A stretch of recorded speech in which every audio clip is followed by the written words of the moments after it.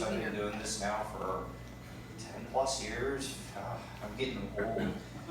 I think most people have already moved on to the 2018 recruiting class. I can quickly go over 2017 if you guys are interested, but with so many things happening with 2018, I think we're going to spend most of my time talking a little bit about that. But signing day, Missouri signed 24 players, 11 offensive players, 13 defensive players, 1 quarterback, 3 running backs, 1 receiver, should have been 3 receivers, 1 tight end, 3 interior offensive linemen, 2 offensive tackles. I like what they did on the defensive side of the ball. I mean, obviously, we know that there was some help that was needed on the defensive side of the ball this year, and there will be help coming, especially with some junior college defensive linemen.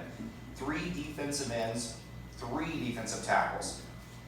Imperative that you add more depth along the defensive line. SEC games are won up front on the defensive line. You cannot have enough big-bodied defensive linemen.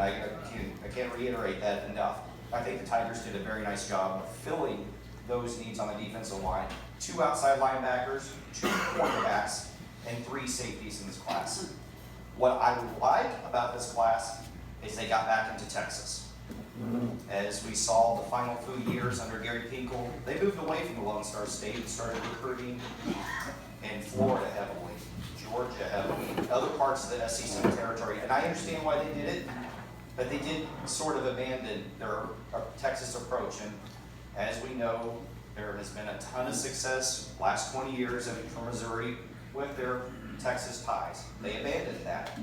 Barry Odom and his staff tried to get back into it in the 2016 class with some success, but there was no question at all it was a priority in this year's class, and they signed 5 good kids from the state of Texas. Should have been 6, maybe even 7, but one of the guys got away late to Ohio State. So, I also like how they went other parts, Louisiana, 3 kids from Louisiana.